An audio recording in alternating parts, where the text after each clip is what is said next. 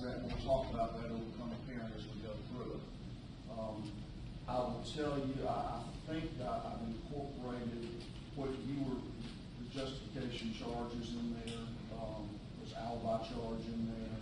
You'll see that as we get through it. And I'll give you an opportunity if, at the end, if there's some other charge that you're requesting, if you have that, we'll still look at it. All right.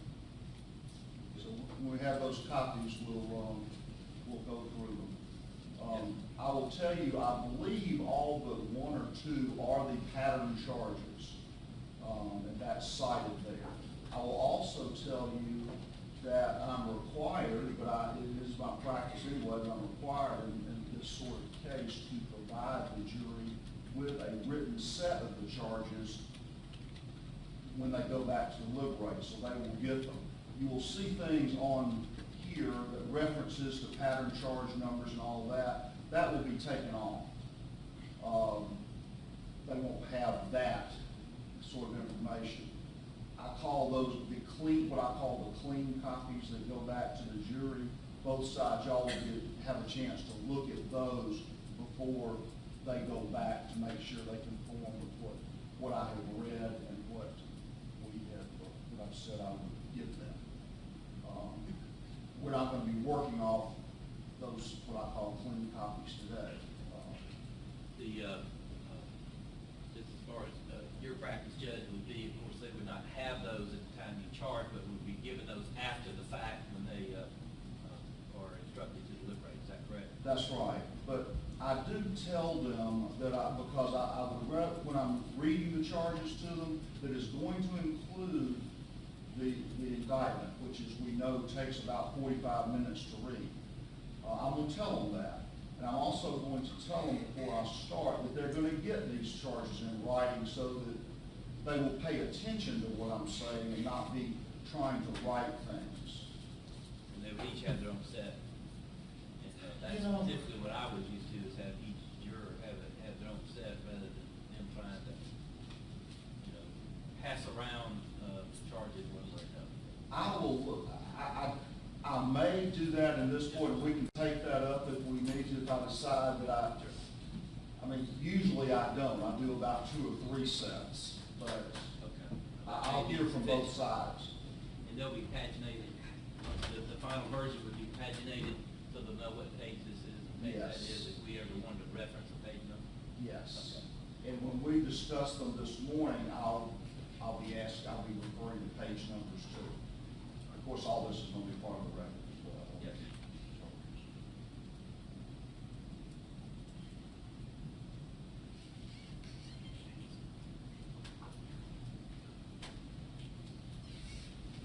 Judge, what are your intents after the charge conference? As far as today, you see how long that takes? I won't see how long the charge conference takes, but it would be my intent after the charge conference to bring them over and have them presented in closing arguments. Depending on how long that takes, I may charge them then. I may wait until Monday to charge them.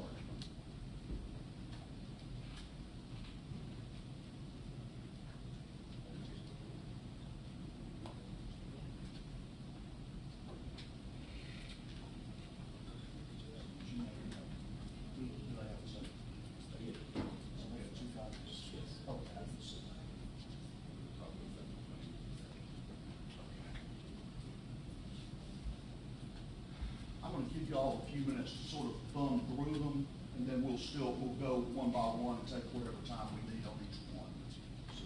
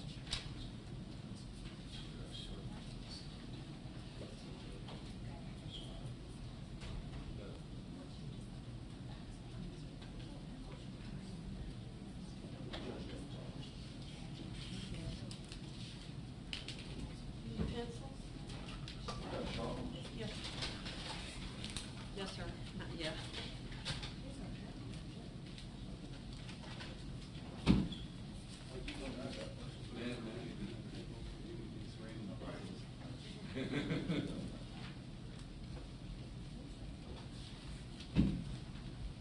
one more, if you need. Just one. Oh, there is, isn't it? I'm sure. I've been taking them to my office and doing it, or taking them home.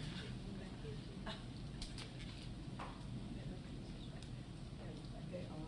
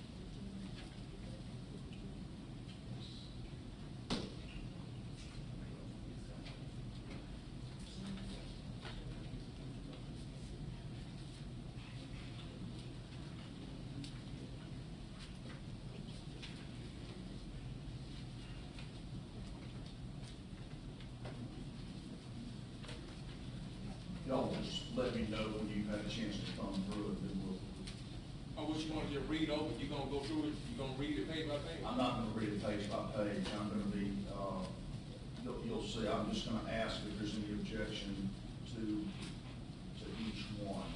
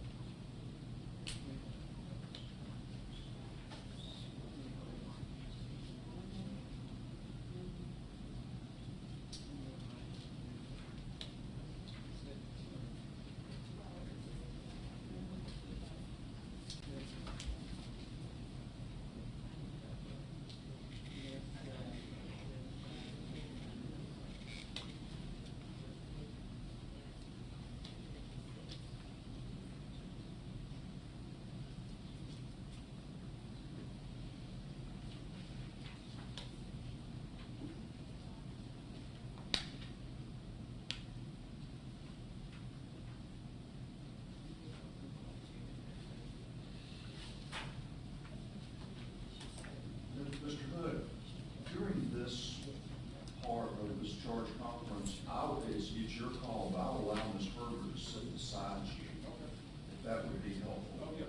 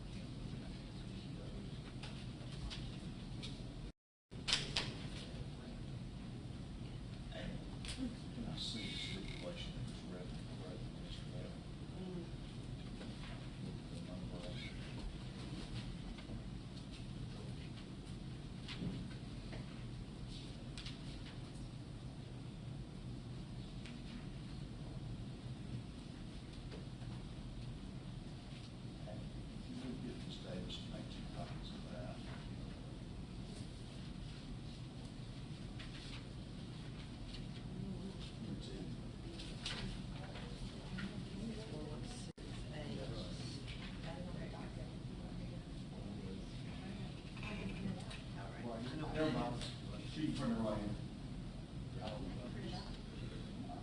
Shoulder it out, sorry.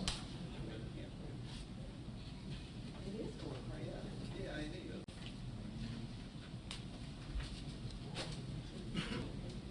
Well, yesterday I was talking to that.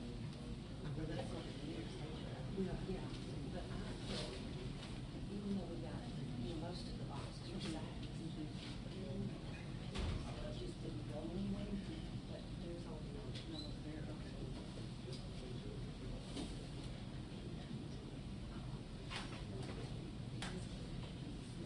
Yeah.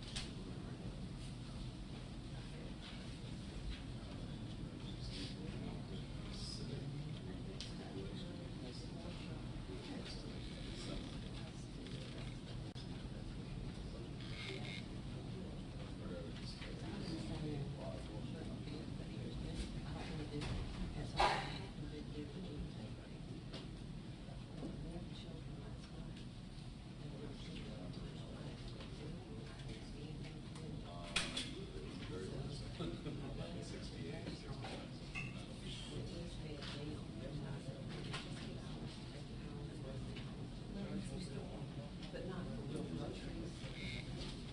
But I don't have,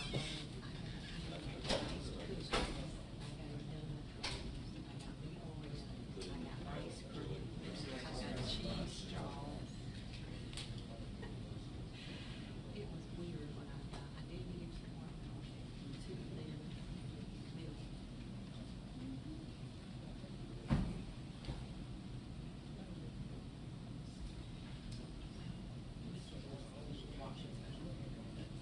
They're separated. Buds and ones.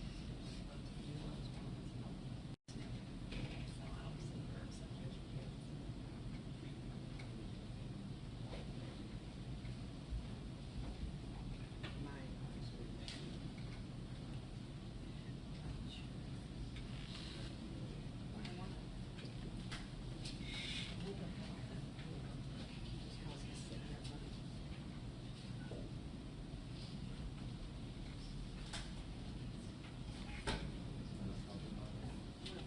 No, you never. I'll bring it back in a minute.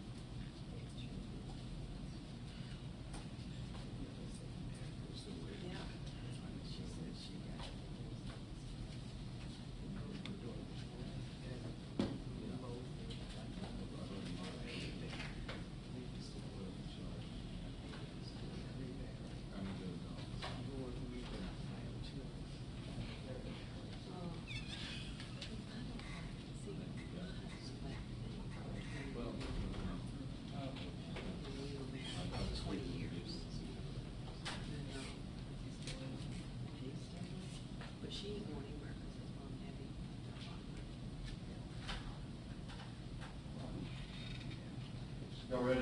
Yes, sir, Judge. Okay. Thank you.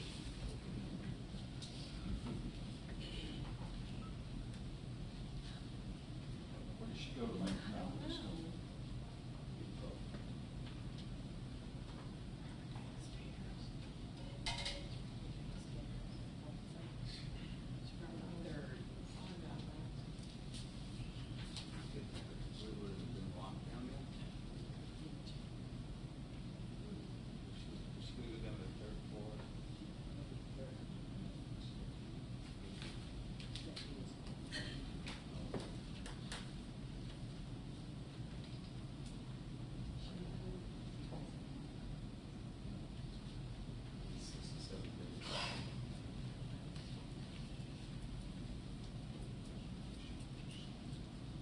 All right. Again, what I'll be asking is if there's any objection as we go through each charge. First one, indictment, page 1, any objection? Judge, I don't believe so. You're outlining all the charges. You can count them up, but I wouldn't have any objection. You'll just say no objection or Yes. objection. So I'm no gonna objection get to a book stay. for her. I'm gonna get a book for her right quick on the objection. She Not needs on to. that one, I just wanna look at the book for when it gets to others.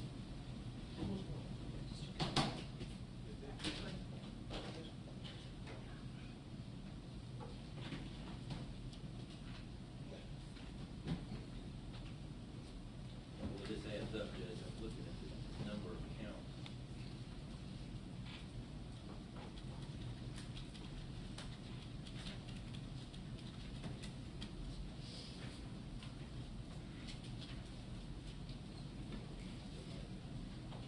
Mr. Hood, any objection to the indictment count, page 1? No, sir. All right. Charge.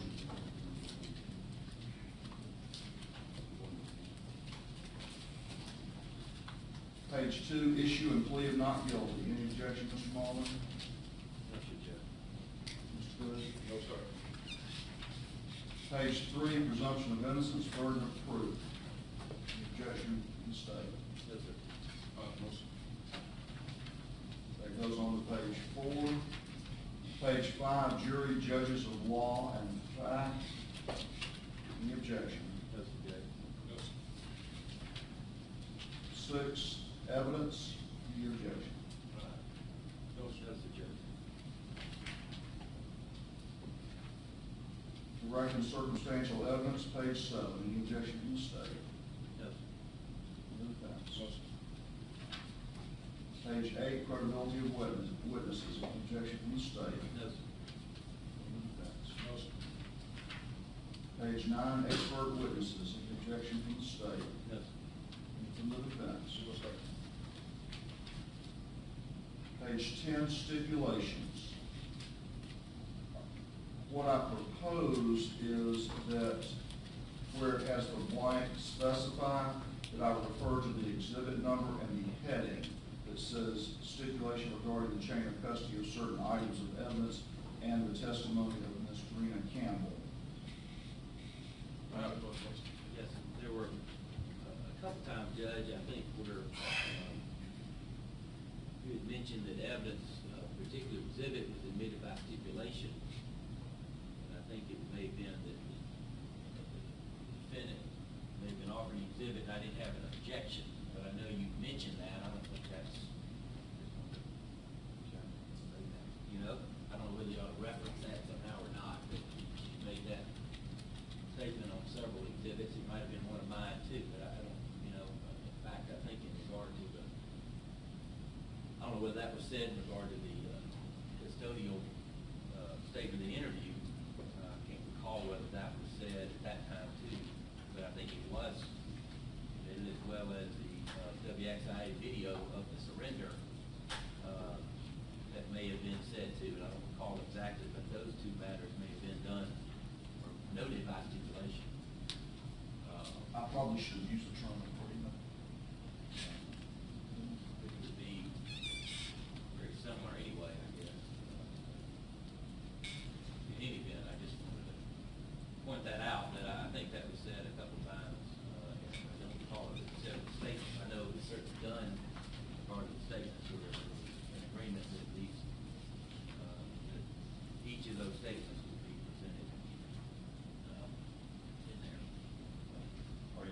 question, did I add that language? I don't know, or whether you would add, specifically that stipulation you referenced, as well as, any other matters that may have been admitted by stipulation, something to that effect, I don't know, I just wanted, it may be worth saying, just wanted to make a note of that. There's a stipulation to that, though. I mean, that's an agreement between you and WXIA, right? It was with the defendant, we were gonna do a redacted version, you recall, the defendant said, I want the whole thing, and so that was admitted in that way. I don't recall what you said at that time, but I know that was certainly what was done, and it was, certainly admitted by agreement, the whole thing was done, as well as the whole interview. If you recall, we were only going to present just the portion of the interview, and the defendant wanted the whole thing in, so that was done by agreement, stipulation, or whatever. I don't recall again with the total jury that it was admitted by stipulation or not, but it certainly was done by agreement anyway, All right, here's my proposal, that at least as to exhibit 1168, that I reference that exhibit with the language, that being stipulation regarding the chain of custody of certain items of evidence and the testimony of Mr. Campbell, as well as any other evidence admitted by agreement or stipulation. Yes, sir. Any objection to that? No, sir. All right. Page 11, witness impeached. Any objection to the statement?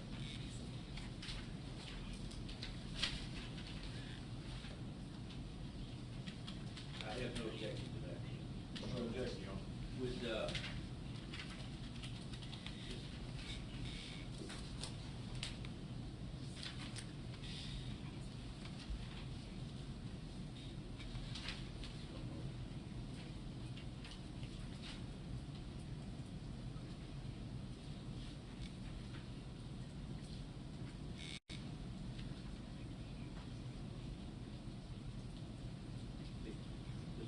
please.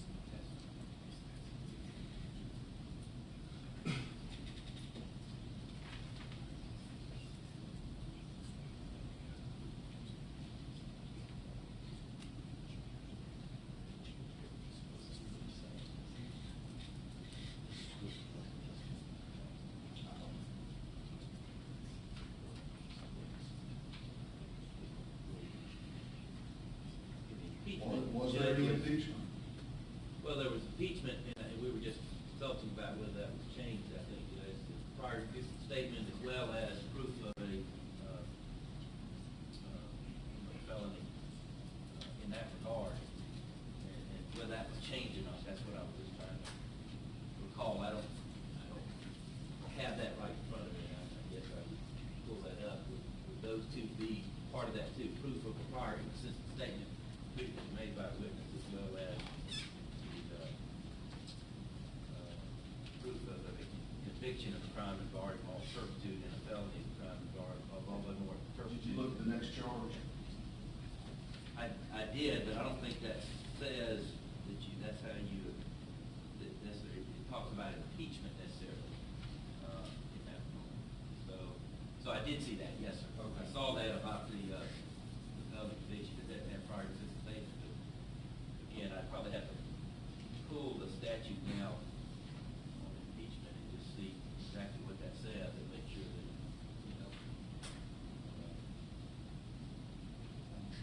But this is the only statute. The statute when it got changed. I mean, this is actually the only thing in the statute now.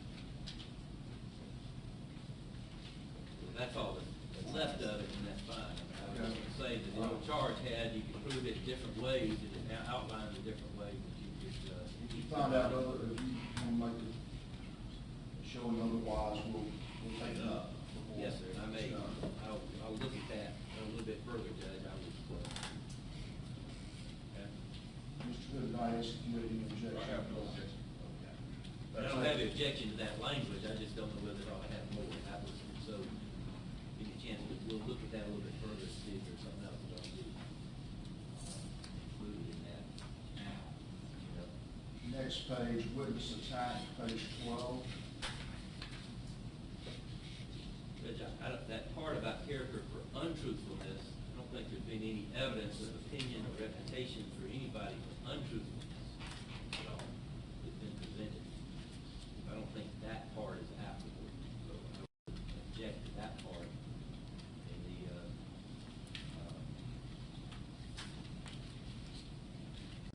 the part at the bottom, crime of dishonesty, conviction.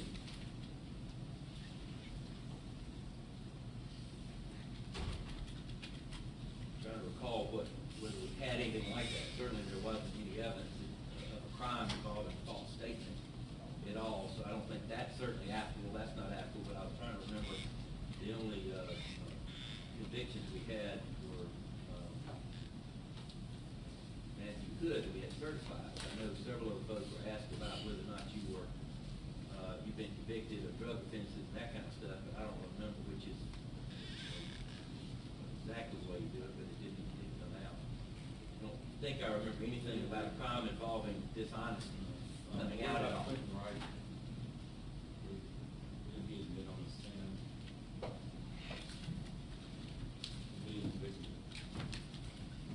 Being convicted of a crime, but not involving a crime of dishonesty. No, I'm just talking about it.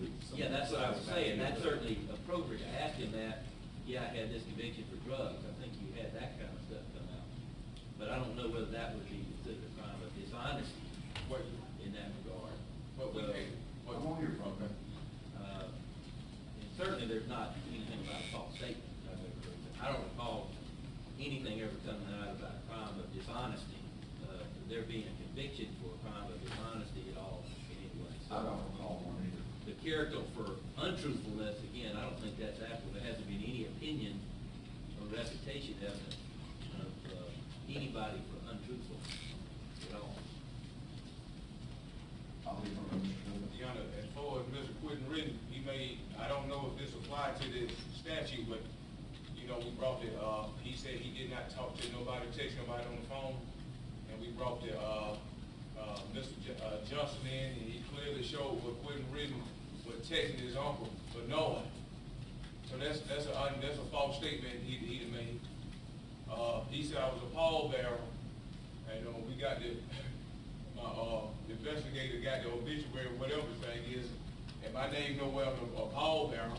He said that he gave his phone to the agent that night, and clearly the agent come in, so they got the phone from his girlfriend. This guy that made all type of false statements, so that's what I don't know if it meet the criteria to charge you have, but Mr. Ridden told several, false statements on this stand, and that's why I brought my witnesses in, so I don't know if that apply. I'm not objecting to what you have here, but I thought I'd just state that. All right, that's fine. This charge relates to convicted of a crime Okay. involving. Okay. I don't remember. I don't recall that either. That part at the bottom, I don't remember ever coming out. But again, I don't remember any evidence of opinion testimony for untruthfulness, or reputation for untruthfulness. You want to be heard on that? I don't think I had the reputation for it, so I don't remember that. I'll strike that, and that will leave the paragraph dealing with bias for the party. And then the blank for felony conviction.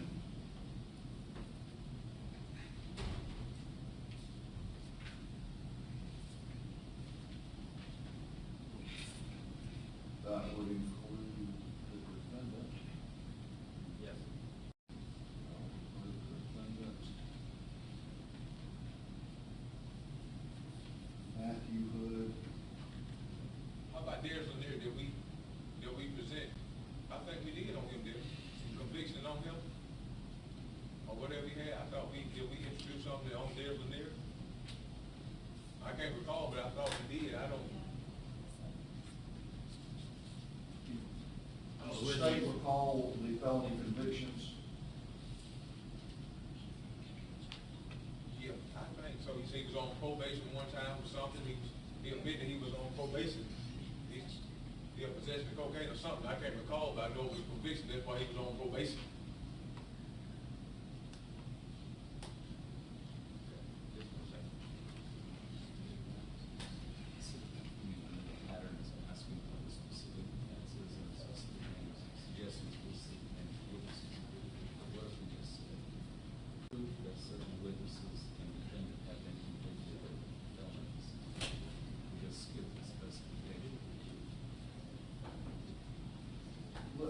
ask this.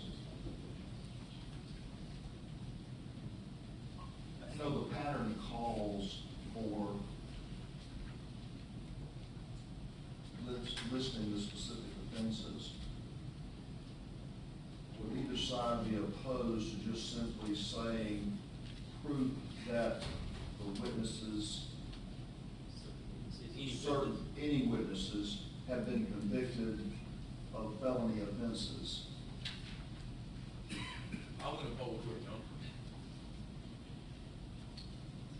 I think that would be the position. You agree with that? Yes, sir. Mr. Hood, you agree with that?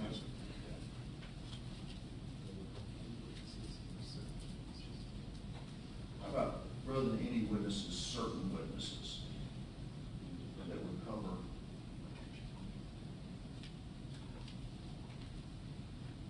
There's witnesses, including the defendant, Certain witnesses and defendant have been convicted of felony offenses.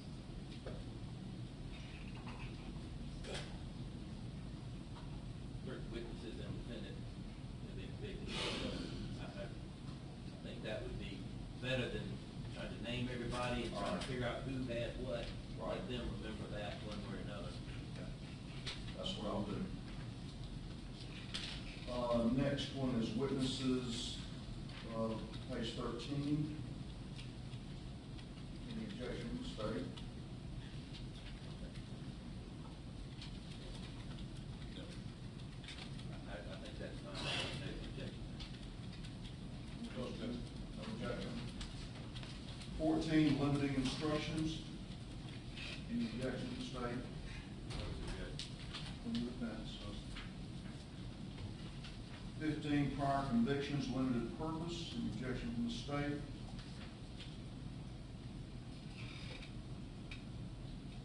No, Mr. Judge, I think you probably evidence of prior convictions of the defendant and certain witnesses. Would you put that in there? Yes, I agree, because there was one. Certain witnesses. Certain witnesses. Now, what's in bold, I haven't said this, that's not going to be part of it. Yes, I'm sir. not striking all that. Any objection to 15 as? No, sir.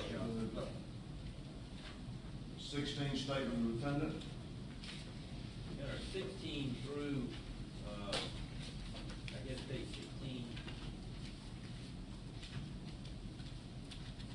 through page 23.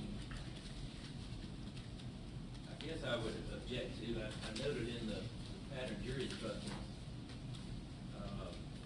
1.32.20.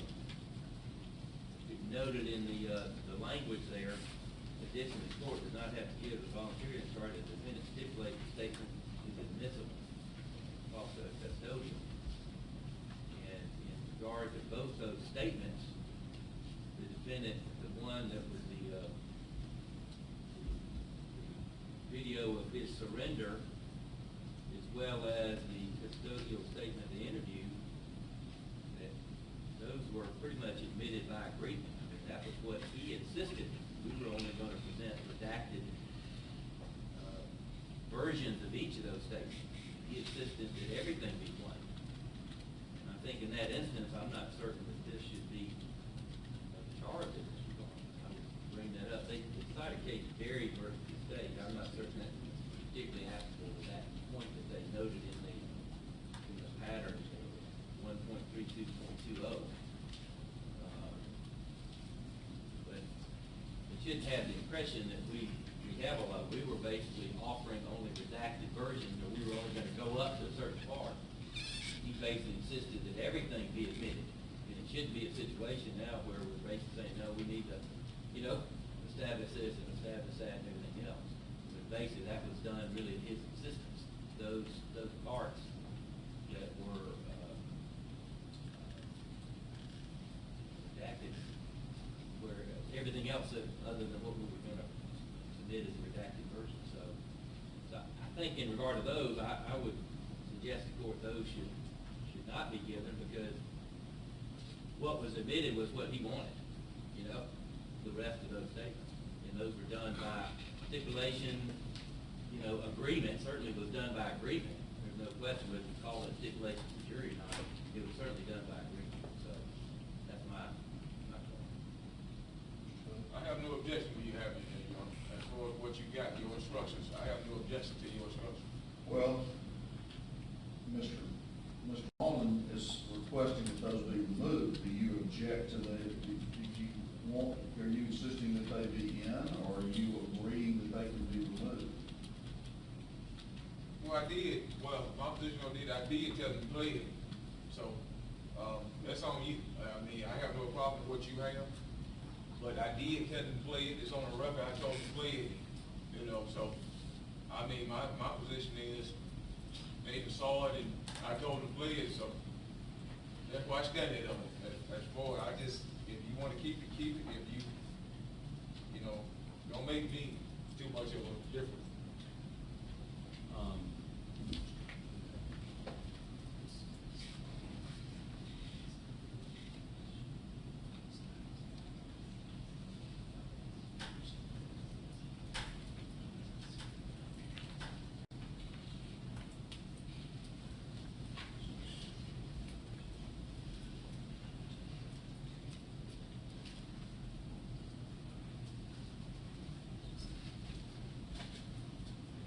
I'm going to leave in 16 through,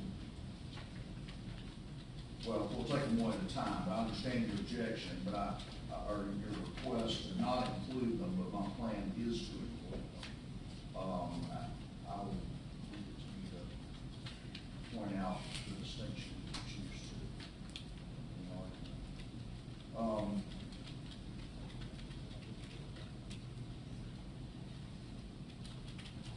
I understand that you're asking that they not be charged, but as far as the charge itself and the validity of the charge, if you can address 16, statement of defendant, the objection to the language. Just look a little bit further.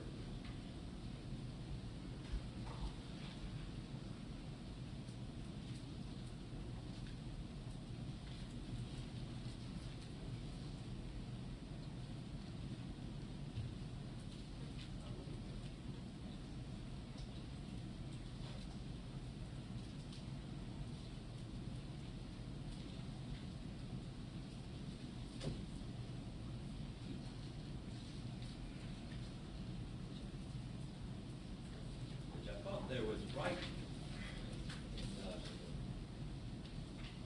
I apologize because I didn't know you had that in there, but I thought in the pattern instruction, there is a shorter version of the stuff about the statements, where it consists of about 3 or 4. It doesn't go into everything.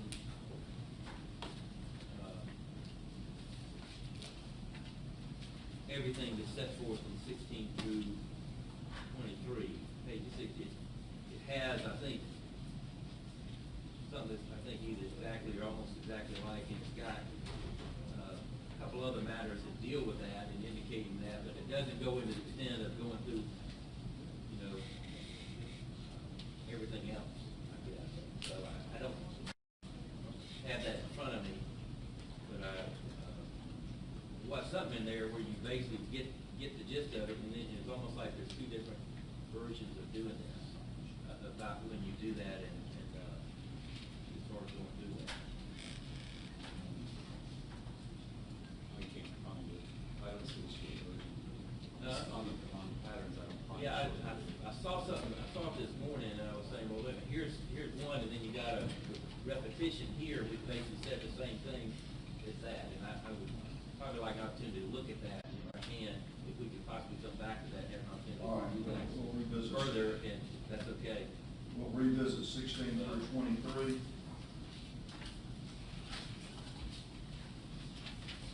Just before we move, I'd like to object that I have no objection to keep it 16 to 23 in.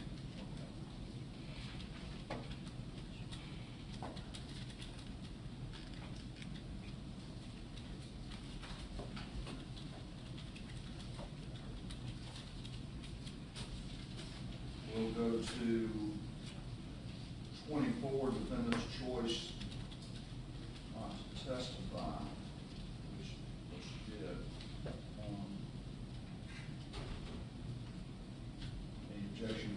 page 24.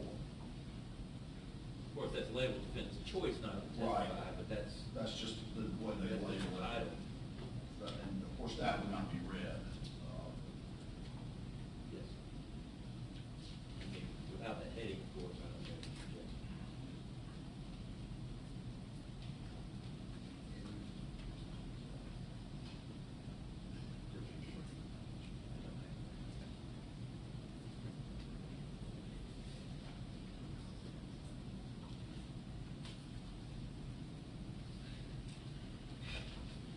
Any objection to 24, Mr. Hood? Yeah, I mean, just, I don't feel like this is necessary. I think you explained to them, like when you said choice or whatever,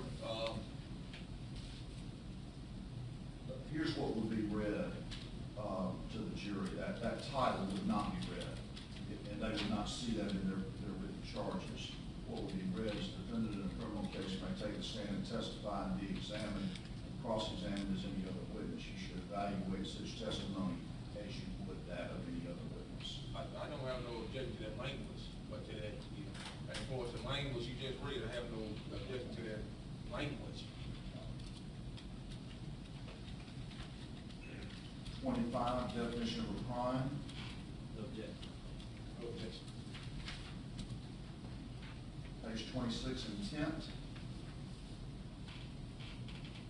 No objection. No objection, no. Page 27, no presumption of criminal intent.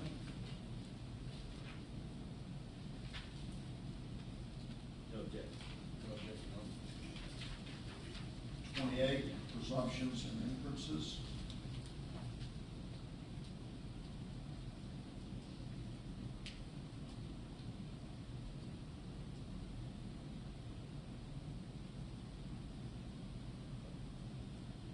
No objection. Of course, you're not going to include the code section. Correct. No objection, no. 29, parties to a crime.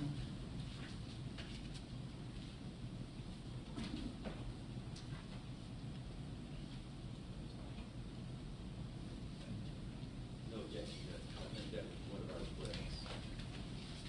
No objection. Page 30, venue. No objection.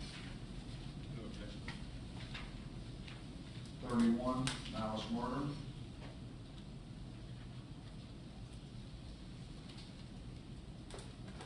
We did over here a little bit further.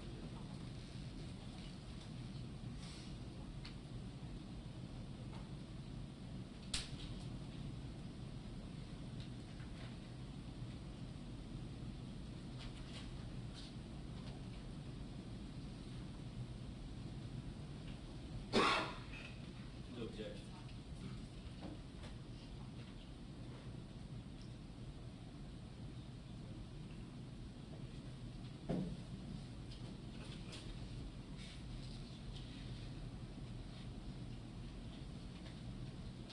Where's the, I'm sorry. Where's the definition of legal malice? Am I missing that? Was that on another page?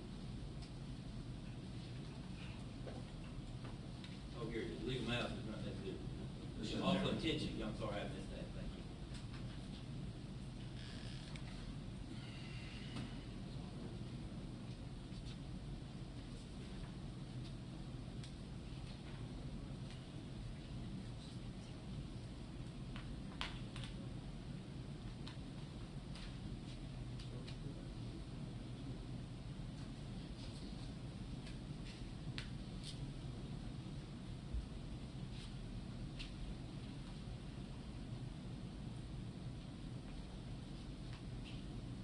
Any objections?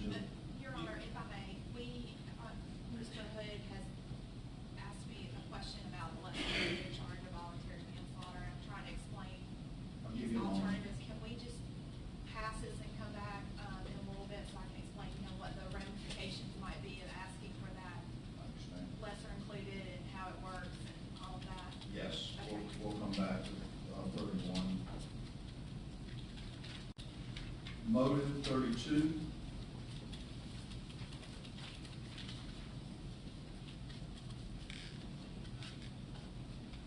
Objection, motive, stay. No objection.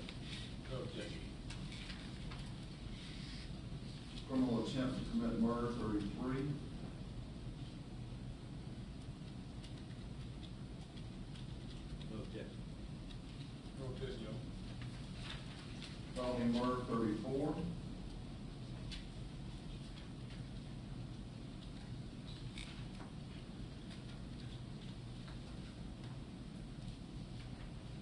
On the next one, Judge, I think we had alleged, I think we ought to take specifically the felonies that were specifically set forth in those statutes. You had aggravated assault on a peace officer with a deadly weapon,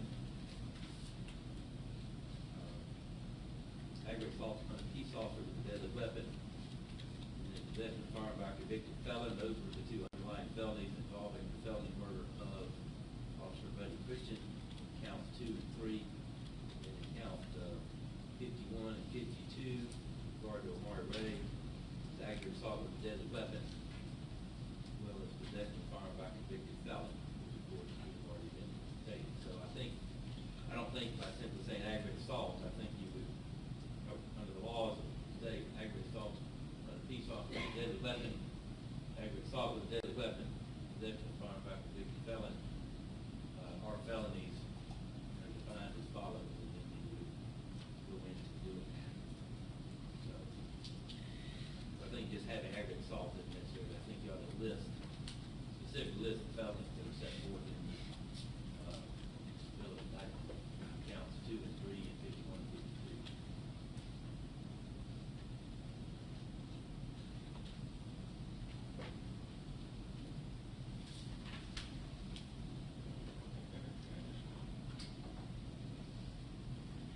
So you're asking for the felonies in counts 2, 3, 51, and 52 Yes, sir, that we just. to be inserted after aggravated assault.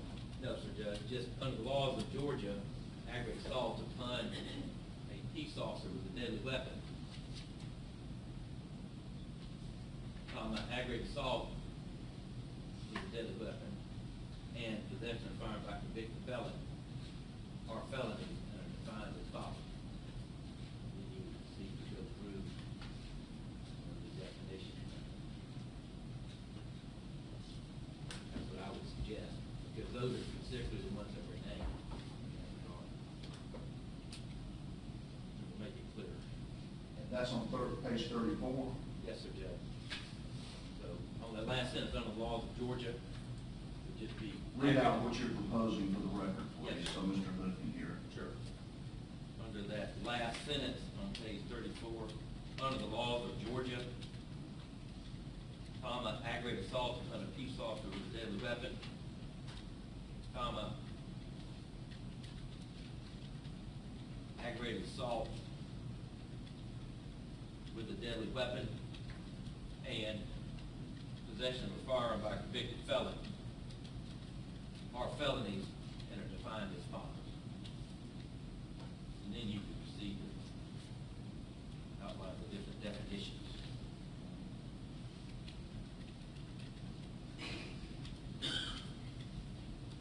Any objection to that, Mr. Hood? No, you don't.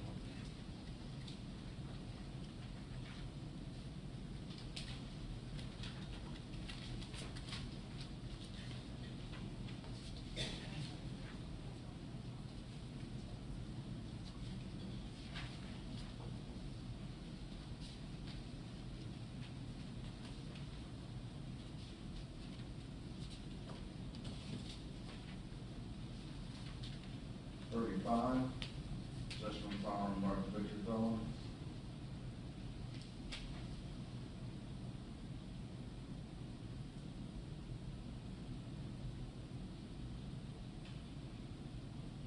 I think that has to be adjusted, I'm trying to see.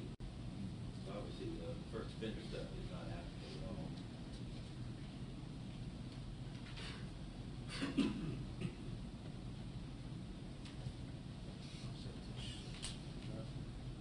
I know that whole sentence is good.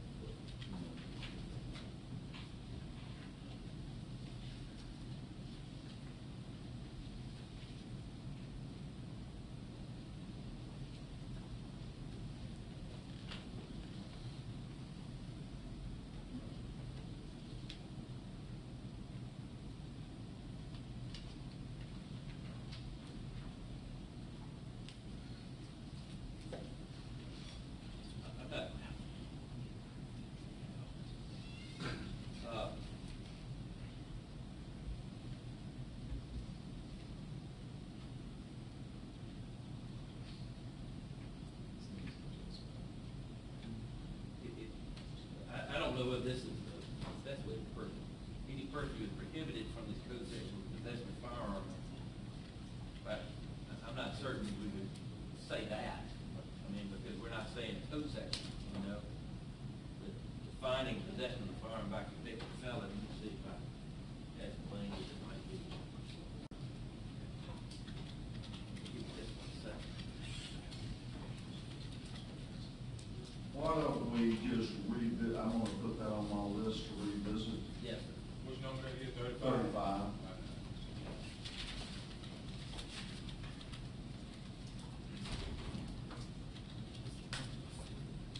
36.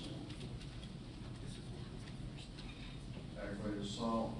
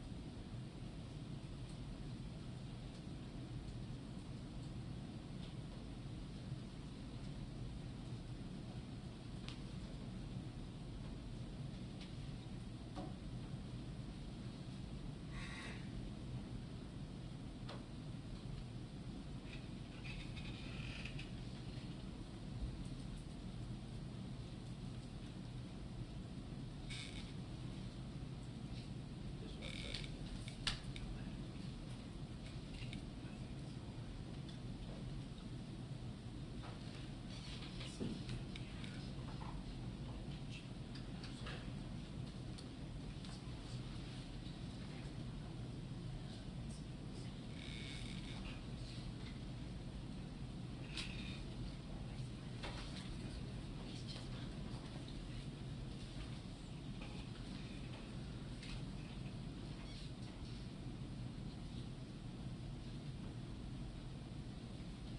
Trying to compare the different aggravated assaults we have tonight.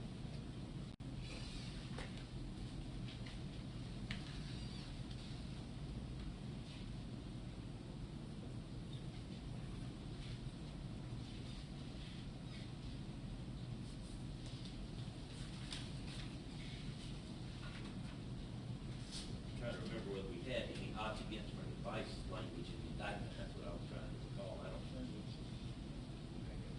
I thought it was all with deadly weapons, but I think other than.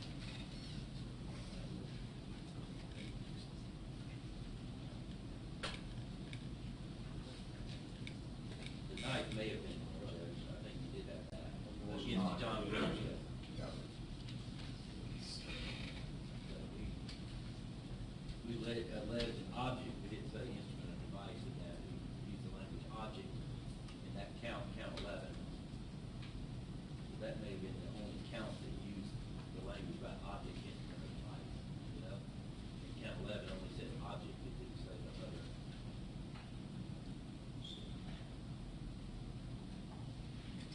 Are you requesting? Every other aggravated assault was with a deadly weapon. So the charge on 36, are you requesting any changes to that? Yeah, let me see.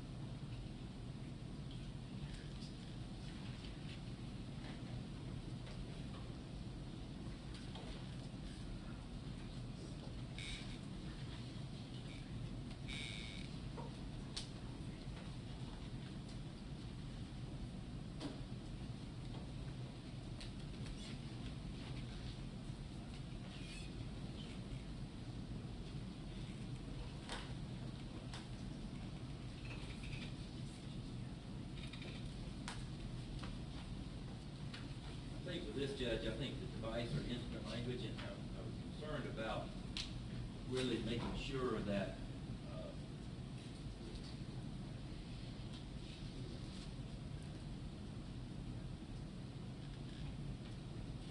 I get a feeling is it ought to,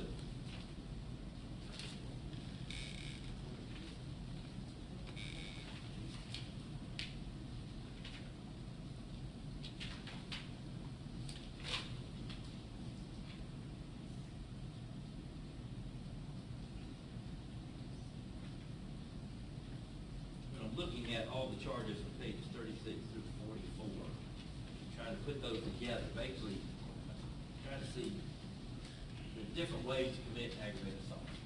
You know, somebody assaults somebody with a deadly weapon, that's aggravated assault. You assault somebody with an object, instrument, or device, which when you get physically against a person is likely to, it doesn't result in serious bodily injury, then, you know, that would be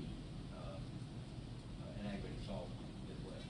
Where you assault somebody with intent to rob, where you assault somebody with intent to murder. You know, those are, I would almost be looking away to make sure that that's clear. This language here, I tend to think that you've got, we're putting those together, and I'm not certain that's really clear. If a person commits offense of aggravated assault, when that person assaults another with a deadly weapon,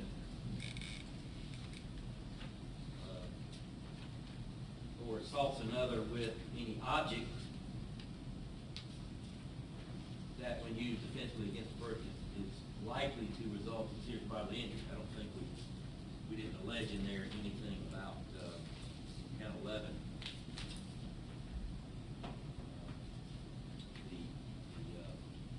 Actually does result in serious bodily injury. So I think that, you know, in my book, if you're going to somehow put deadly weapon and those two together, they should be clarified. Or basically, we would have an aggravated assault, as basically said, you know, aggravated assault, person commits aggravated assault when that person assaults another with a deadly weapon.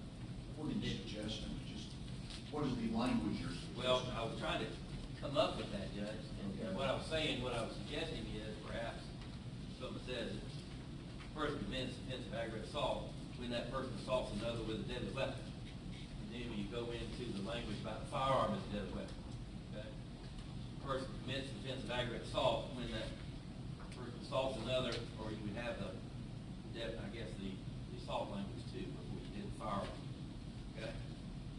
And then the weapon language. And then you would have a separate matter that would deal with the person commits aggravated assault when they assault somebody, assault another with an object that when used defensively against the person is likely to result in serious bodily injury. And then you do the assault as well as the material element of being an object. And then you basically have also, you have in there also, the person commits aggravated assault when they assault someone with intent to rob. And then you would have the person commits offensive aggravated assault when they assault someone with intent to murder. Do that. So I'm trying to put these together. I don't, like I said, this is the first time I've seen those, so I'm trying to, I don't think it's real clear in my opinion, about that as much.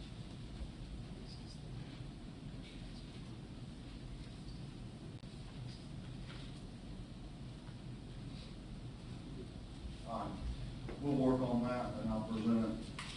It's 36.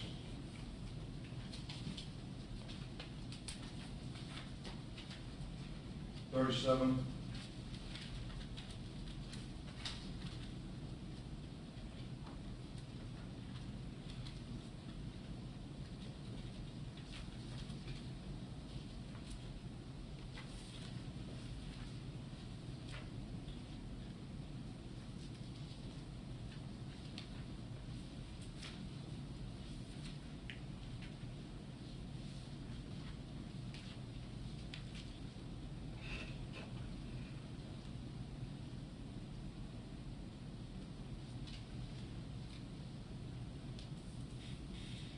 Objection 37. I have no objection.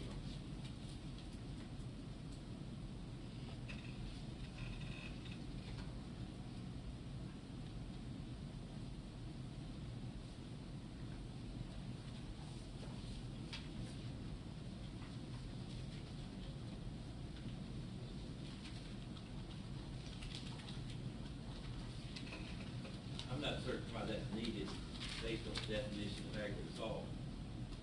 You know, an object that when used defensively against a person is likely to result in serious bodily injury. Are you asking that that be removed, that charge? John, respectfully, did he charge that in his indictment? These were his charges.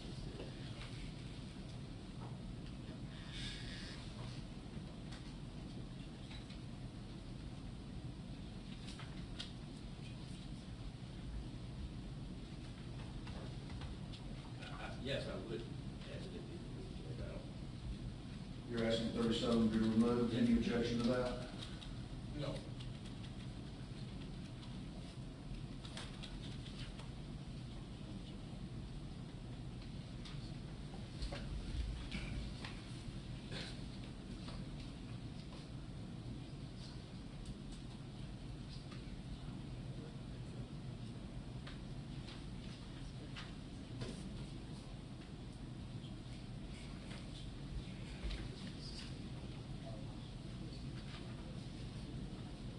Is knife defined anywhere else?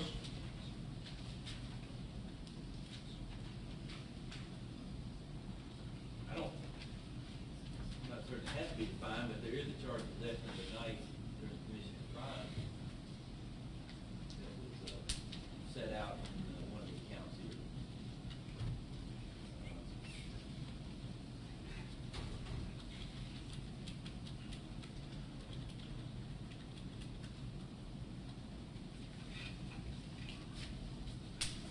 I haven't looked at that charge to that extent, I don't know. I don't think this is defining a knife anyway. All right. The language is defining a knife anyway. You're both asking to be removed, I'll look at it. 37. What, John? 36. We're not asking that it be removed, but we don't have no position on that. Okay.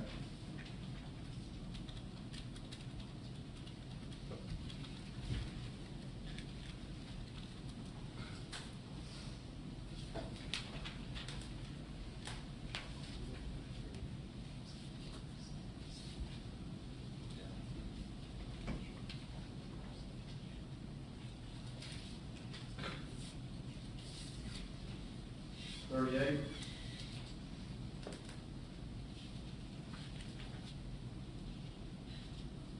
I would have no objection. I think all those matters, so would that be what you'd be looking at as far as the definitions of aggravated assault, how to present those? Yes. And that ought to go with the matter of aggravated assault with a deadly weapon.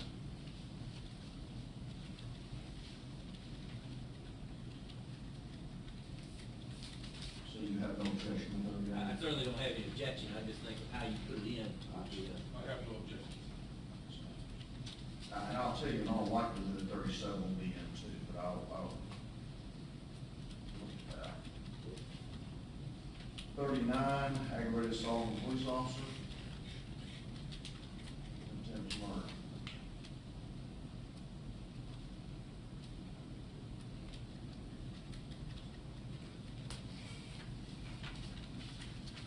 I have no objection to it.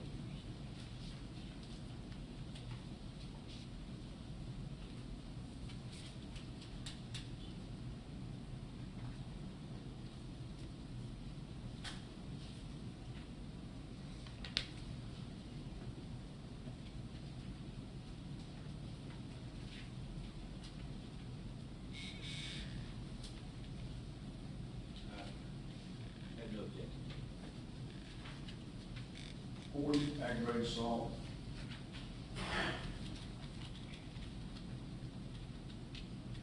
I have no objection to it. Attempted murder.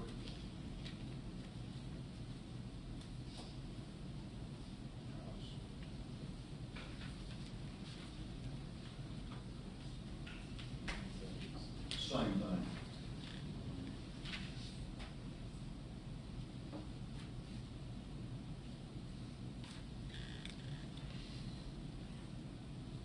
No objection.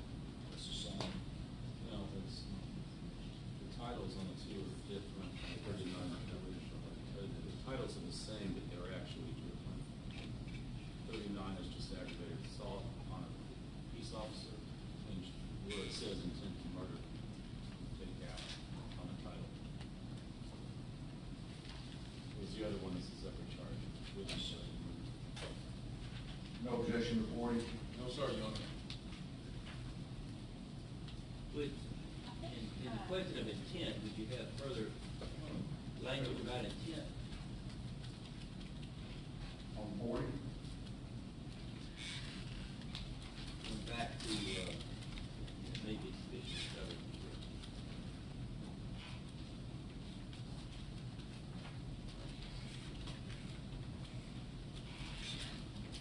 Got an intent charge much earlier. Yeah, so that's what I was trying to look at.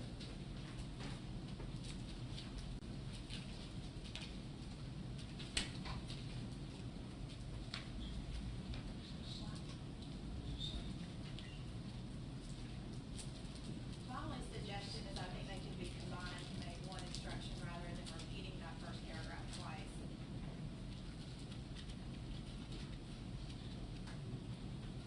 She's talking 39 and 40. Yes, sir. So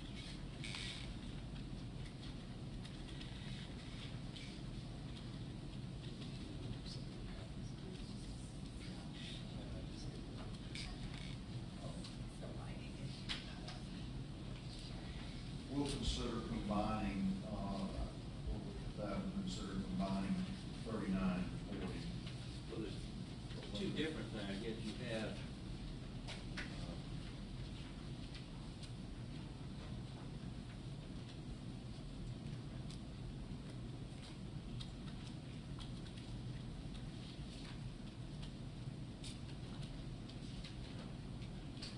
I don't see aggravated assault on a peace officer with a deadly weapon, which is set forth in count 4.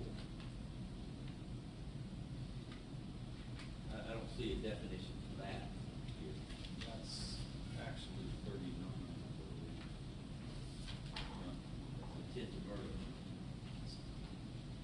And then one with Tony Howard was the one, count 7. And then there's aggravated assault with a peace officer on Tony Howard as well, with a deadly weapon on Tony Howard as well. You've got aggravated assault with a police officer with a deadly weapon involving Officer Buddy Christian. And you aggravated assault with intent to murder as well as aggravated assault with a deadly weapon on Tony Howard, set forth in count 7 and 8. I don't see an aggravated assault with a deadly weapon indicated. Well, we had earlier charges on with a deadly weapon, and then in 39, we just say this aggravated assault as I have previously defined it, as opposed to recharging it. But it said intent to murder. Yeah, this It's one not has an charged. intent to murder, which is not charged in count 4. There is no aggravated assault, deadly weapon, with intent to murder. So, that's why I was saying the different definitions of trying to make sure that they were clear about those.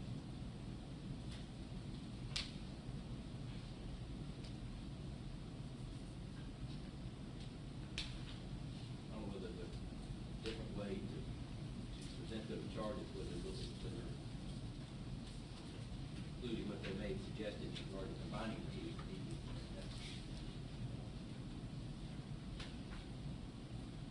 Combining the 39 to 40, I think is what they would suggest.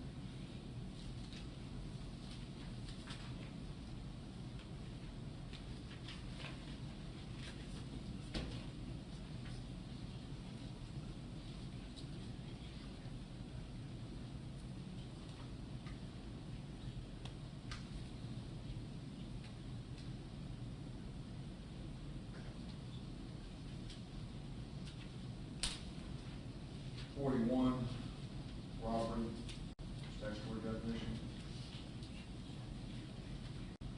With that, as far as placement, wouldn't the page 44, the aggravated assault with intent to rob, come before that robbery definition? Because there's no robbery charge, there's armed robbery charge, but there's not a robbery charge. So wouldn't the aggravated assault with intent to rob come in before that? And you're doing all your aggravated assaults, that's what I'm saying, aggravated assaults probably ought to be somehow, maybe a little bit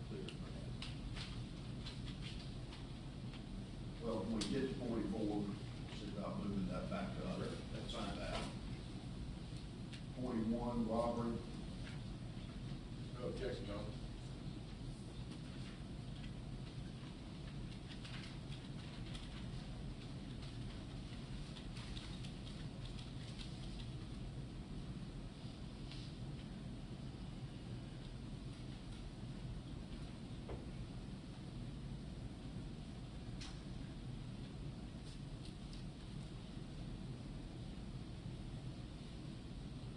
Just one second.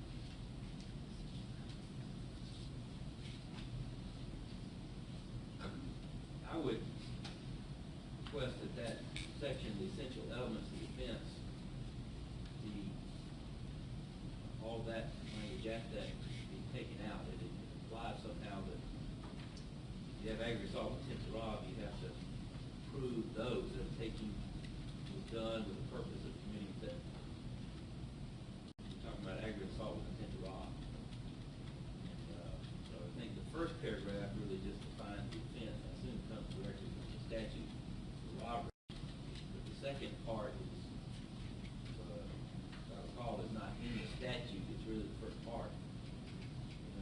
So if you're defining robbery for the purpose of aggravated assault with intent to rob, I don't think the part in there about the essential elements of the offense being this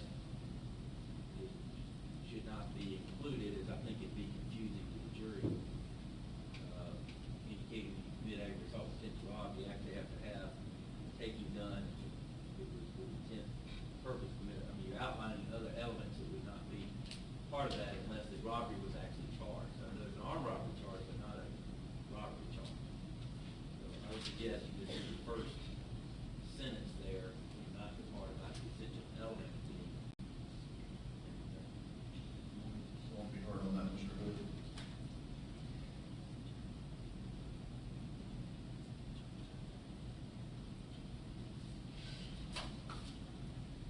Your Honor, we asked to leave that in now, and that's our position on that.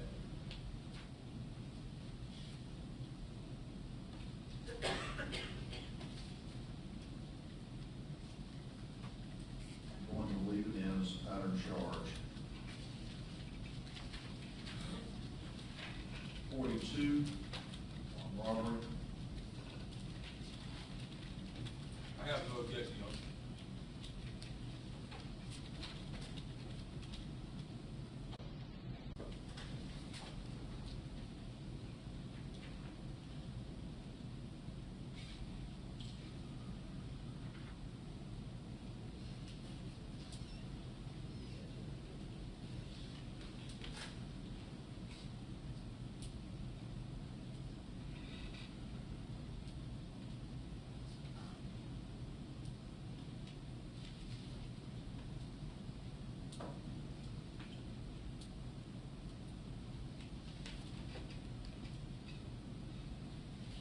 I think the language about replica article or device, well, I don't have any objection, that's fine. No. 43, offensive weapon. I have no objection, Your Honor.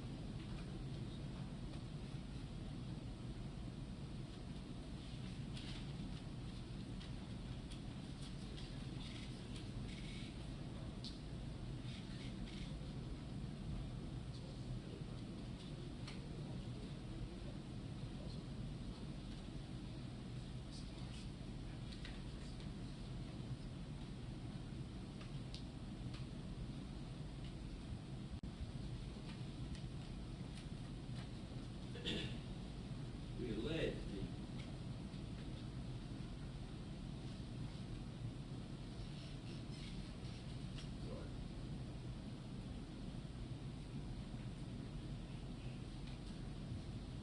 I have no objection. I don't recall if I asked this. Do you have any objections? No, sir. 44, this is the one you wanted to move with another assault, which I think is appropriate. As far as the charge itself, any objection? In this instance, we're saying the intent, you may consider all the facts and circumstances of the case, we're dealing with the definition of intent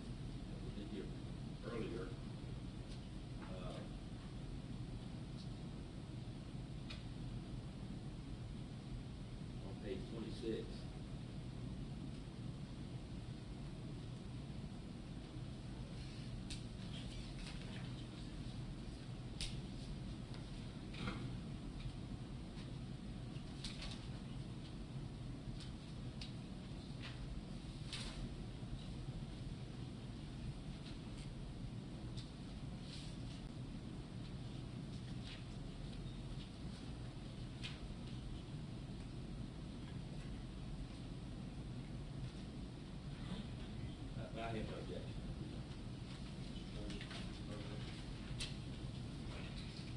I will move that.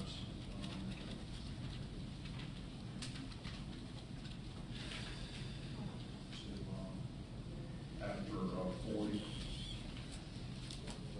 44.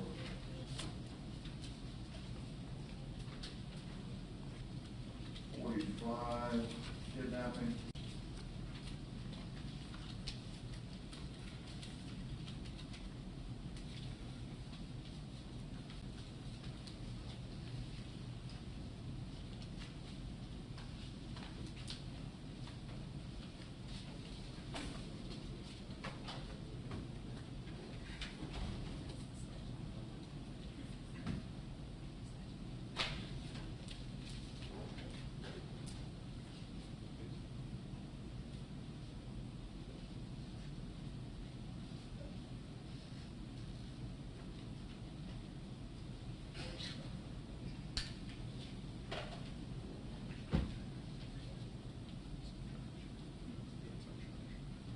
I have no objection, Judge. No objection, no. 46, kidnapping with bodily injury.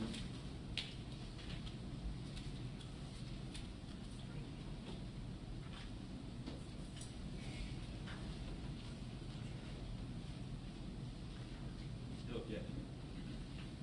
No objection, no. 47, false imprisonment.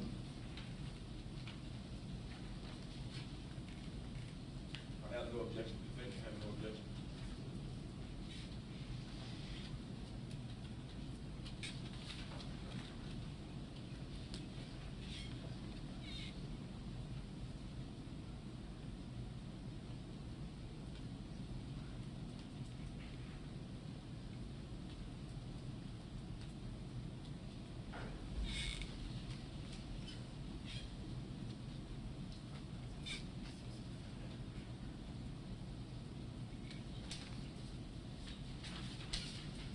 I don't think arrest ought to be in there. Arrest.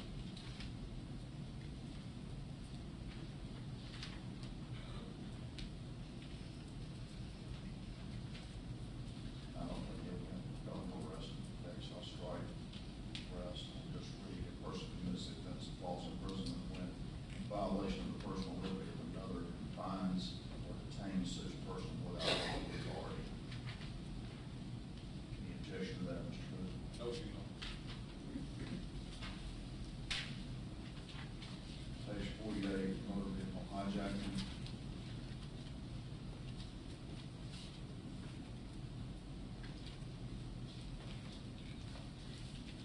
No, sir. Your Honor, that's statute, so no objection.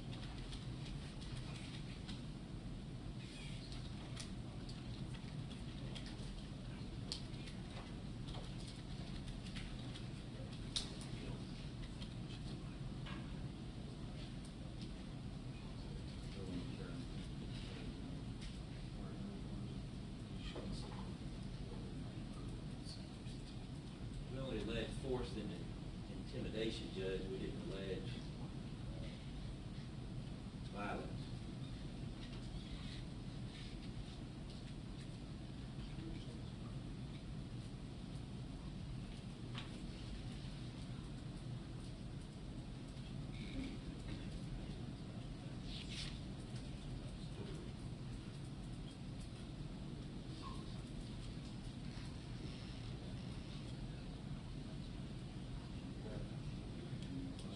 Strike violence.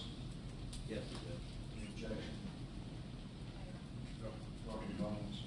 Do that. Also, there's a typo, I think, in the parenthetical at the bottom. We'll correct that.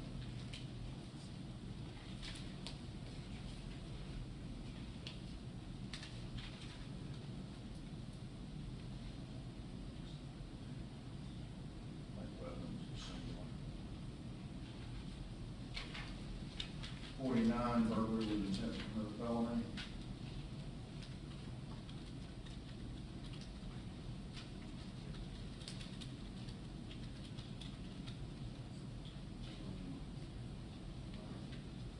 Unleash weapons.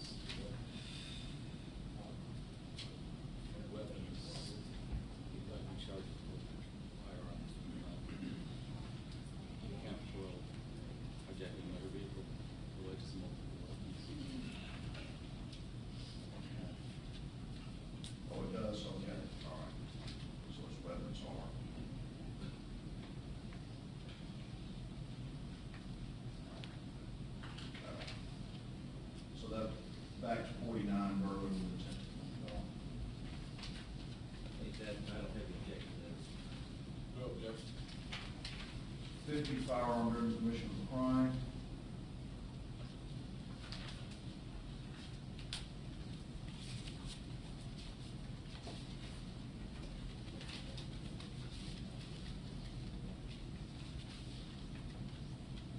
No objection, defendant.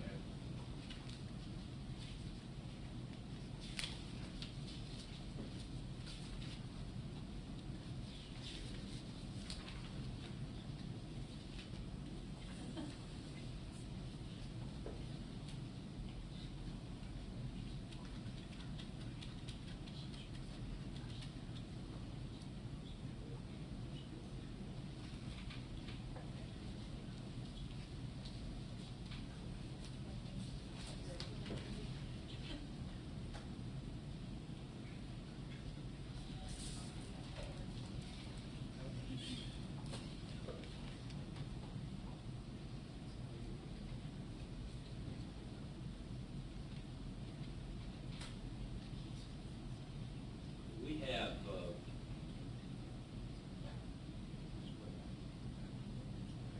1611-133 is a little bit different. It has, someone being a person who's been previously convicted of felony offense of armed robbery. That had on within our, which is person of firearm, or handgun.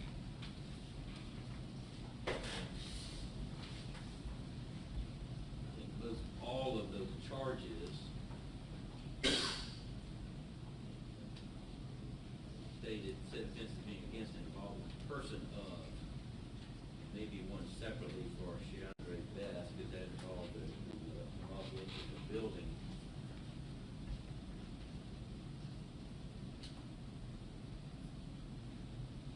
Trying to see.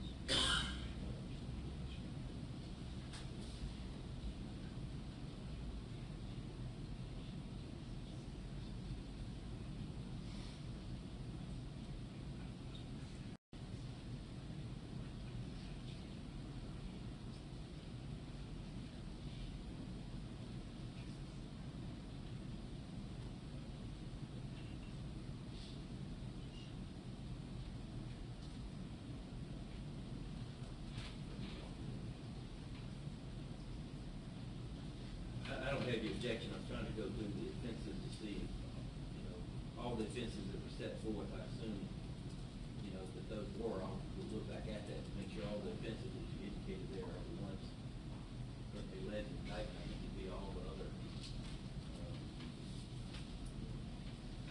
offenses before that. Any objection to the defense to page 50? Firearm during the commission of a crime. Knife during the commission of a crime, 51.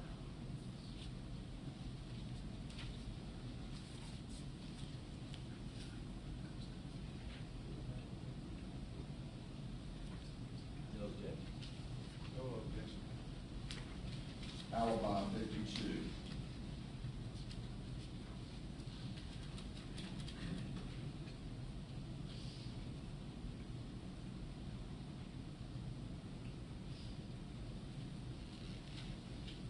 No objection, Your Honor, in the defense, on defense. No objection. 53, affirmative defense.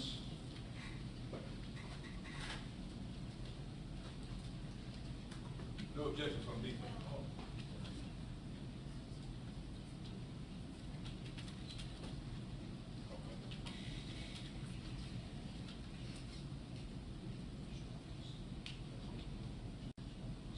Language about insanity court should not be in. Yeah, insanity, we can just take the word insanity out there. I'm striking that.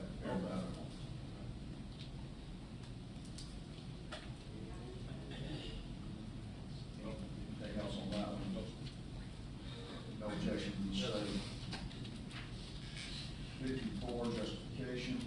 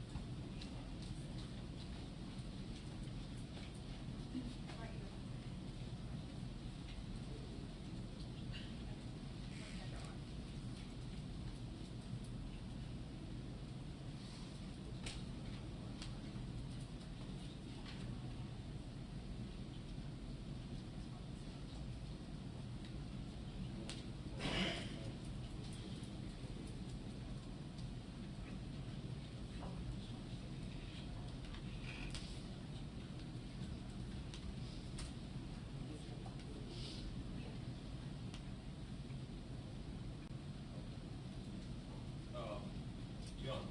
Yes. As far as the defendant, I'm okay with it, but I'd like to add, from the statute 16-320, at the beginning, I would like for it to say the fact that a person's conduct is justified is a defense to prosecution for any crime based on that conduct.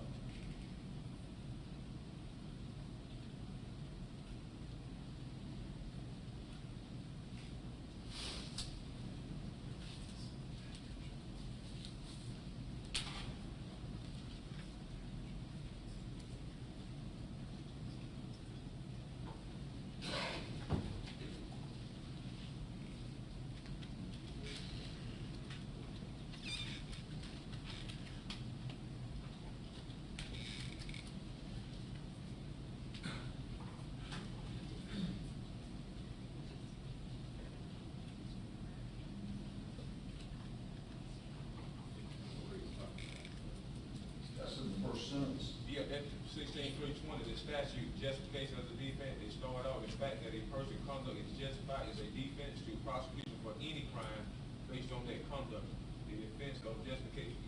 So it started off with that. I just like for it to start off as the statute states. The beginning of the sentence, that's what it said.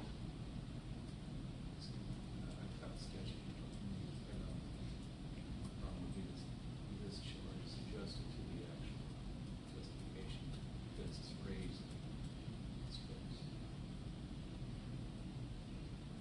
which would be 16-3, 16-3-21. I mean, 16-320, what we talking about, that's what it comes from. Parenthetical 1, number 1 under the statutes, charges are looking at.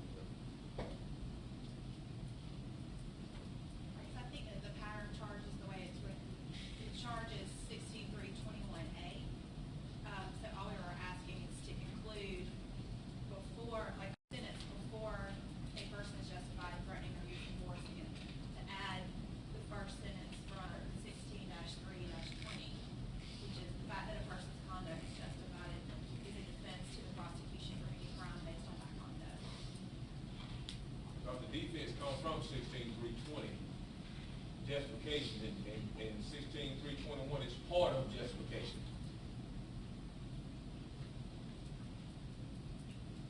Want to be heard on that, Mr. Morgan? The rest of that statute, Judge, that's not, this is 16-321 is what page 54 is looking at. And 16-320, I mean, it has other matters in there. The fact that the person kind of justified in the defense prosecution for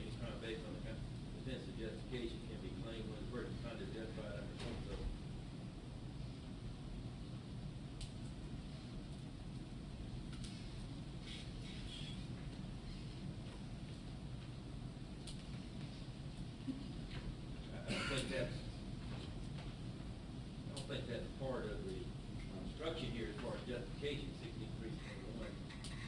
Well, that's what we're Charge requesting, that, is because I think it that's be made a part of misleading. the If you made it I hard. think that's misleading. I'll look at that. Anything else on that charge? Can I say, Just a minute.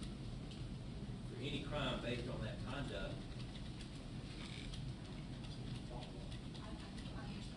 would, I don't see how that would be,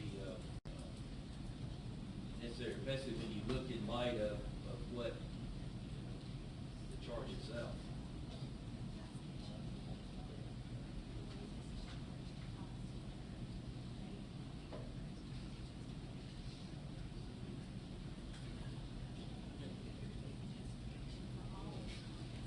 Your Honor, I think what he mistaken is the thing is, the way it wrote, they saying justification is only for killing on page 54. But the code 16320 says for any crime. I'm using justification every, all of it, not just for the murder. That's why my defense was 16320. But 16321, 1623, 1624, 1620, it's applicable under 16320. That's what the statute said. That's why I made it my defense for all of them. That would imply somehow that if in fact, that anything that may happen after a particular event, including anything that goes on for days, could somehow be justified under the law. And that would be not the law. And that would give that impression, that just an incorrect impression and incorrect statement of the law. That was some idea that he was justified in doing what he did with Tony Howard, and therefore, I'm now justified in doing what I did with Buddy Christian, I'm justified in what I did with Deborah Lumpkin, I'm justified in what I did with all the folks that were hostages there and everything I did at that time, any conduct, and that's a complete, incorrect part of the law. Because it's not in any way restricted to the conduct. I think it was intended to talk about the conduct related to that particular event, not something about any conduct that may go on for days or years or whatever period of time.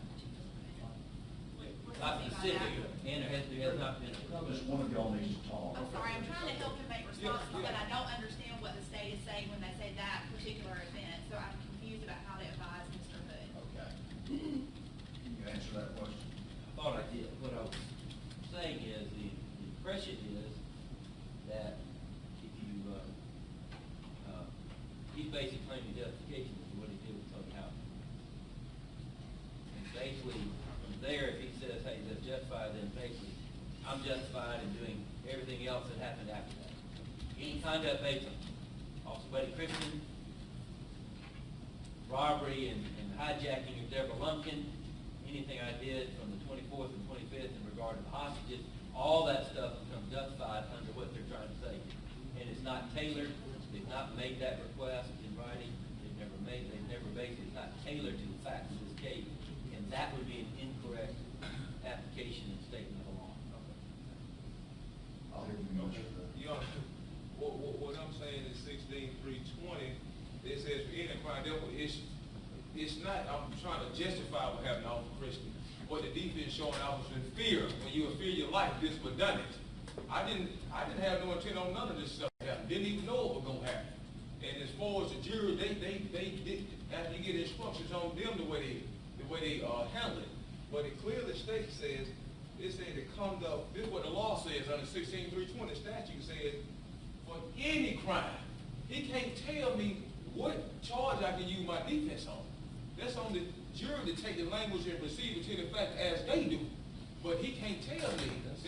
That's why I used it in 16320. In 16321, in 1623, 1624, 1625 is applicable under 16320. I understand your position, I understand the state's position, I'll look at it.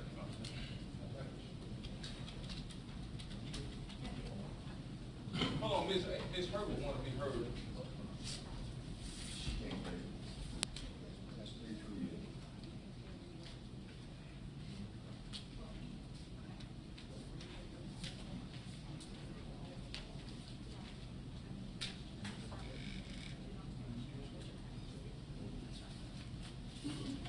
Reasonable beliefs, 55.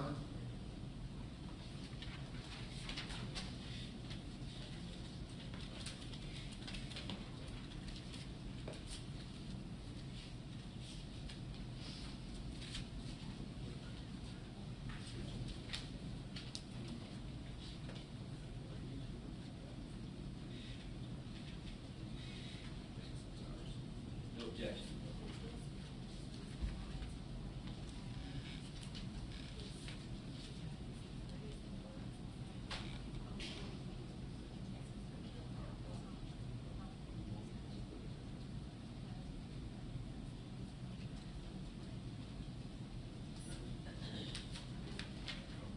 Well, I'm okay with 55. When you finish, don't have no objection to 55. 56. One thing, Judge, I think I think you mentioned that in defense of self or others. And I think going back to the justification, we might have saying something about a third person, and I didn't think there was defendant himself or a third person. I don't think there was an idea of defending a third person at all. I forgot to mention that on 54. And that goes to 55 in defense of self or others. So the others part probably ought to be taken out, as well as the third person language in the previous one, page 54. You know, I would object to that because when Mr. Brooks came to my house, he didn't know my mama or my niece and nephew them was there in the first place. He just come over there, somebody come on out, nigga, come on out, nigga, we gonna kill your ass, whatever you talking about. So he didn't know who was in the house, and that's the language on it. And I did have some more people in the house with me. It just so happened they had guns, so the third person was in there. There were 5 of us in all. I'll leave it in. On both 54 and 55. 56, excessive force.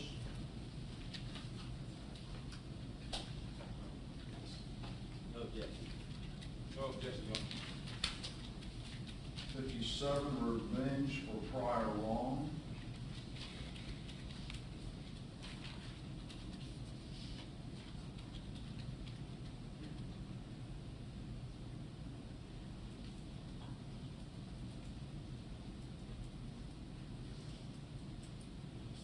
No objection.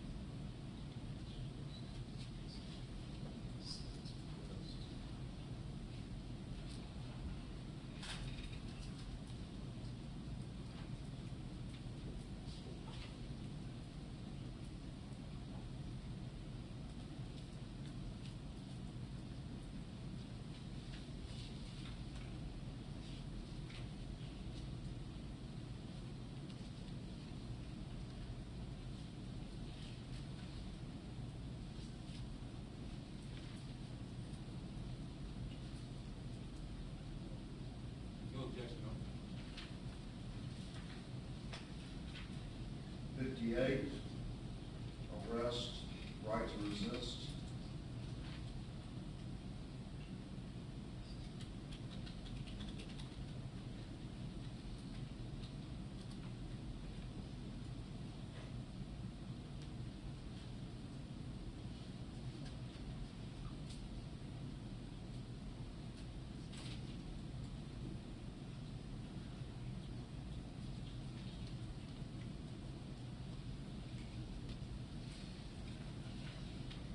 No objection from the defendant.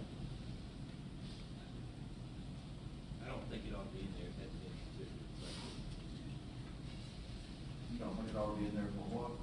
I don't think it ought to be in there. It hasn't been requested by the defendant. In a formal way.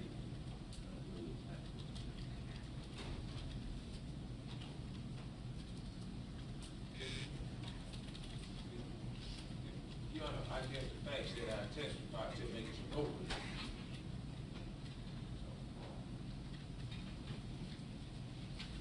I'm including 58.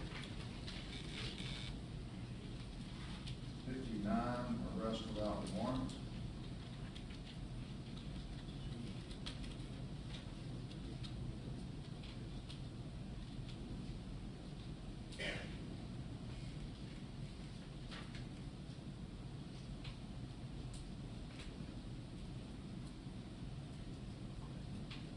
objection.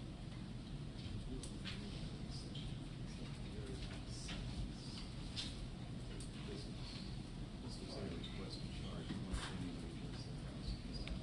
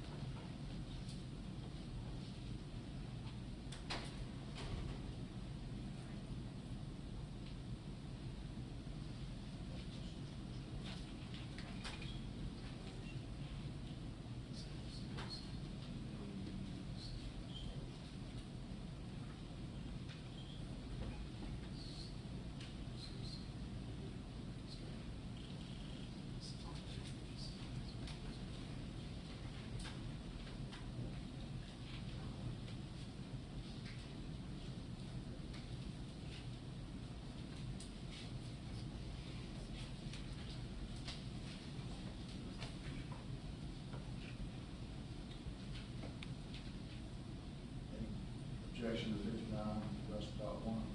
Yes, sir. Mr. Ward. Ms. White,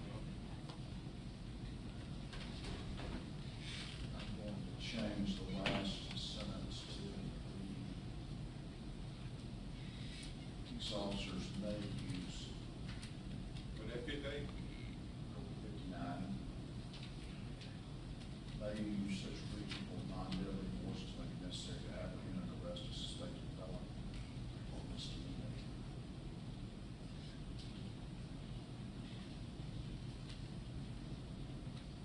No objection.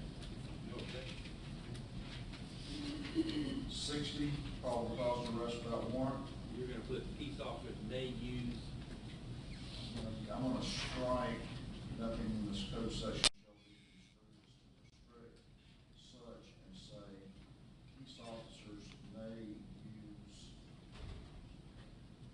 such reasonable, non-deadly force as may be necessary to apprehend and arrest a suspected felon or misdemeanor.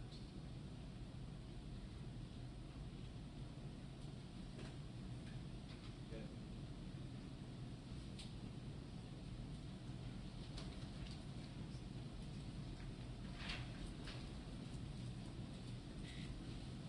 That takes us to 60, probable cause of arrest without warrant. no objection.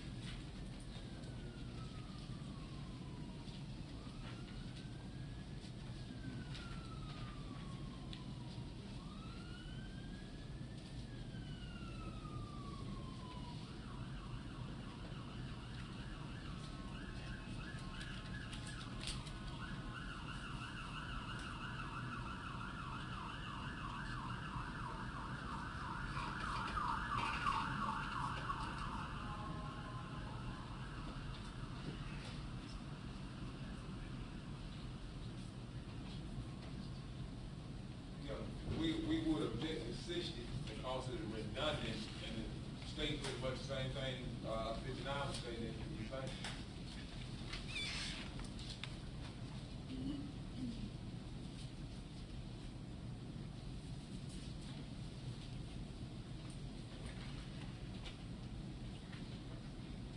I don't believe it does say something. Well, it's not the same, Judge, that came directly out of that Woodard case, decided March 27, 2015.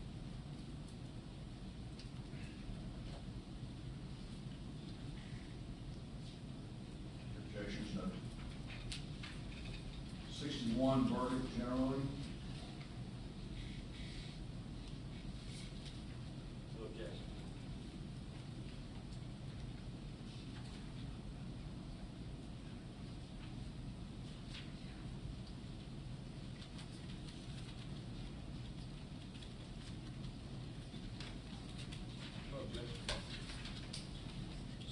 62, sentencing.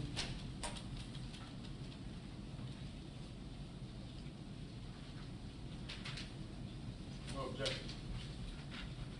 I think that's correct. Of course, in this instance, how do you tell them? Of course, I think that would probably be correct to tell them at this point. I think you Frankly, could say at this time. At this time, you're only concerned with the guilt or innocence of the defendant, you're not concerned. There are separate charges, if you go to a mitigation case, there are separate charges that will explain that. But at this point, you don't even want them to think about it. I think that's fair to say. No objection. You're requesting charge remain. But he said at this time, you don't want to leave him on. So no objection. I'll let y'all talk a minute.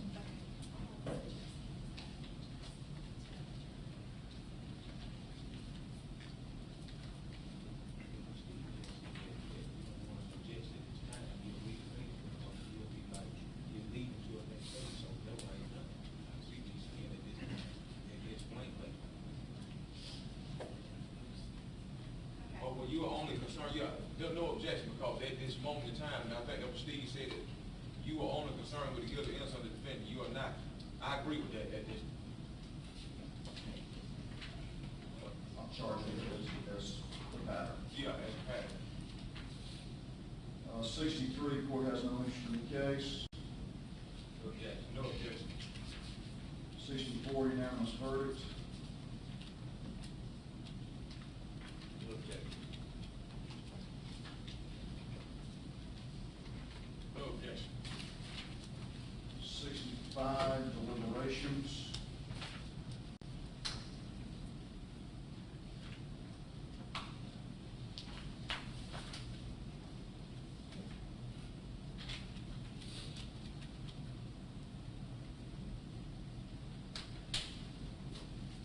No objection. No objection. And 66, retired to the jury room. No objection. No objection. Let's take a recess and then we'll come back and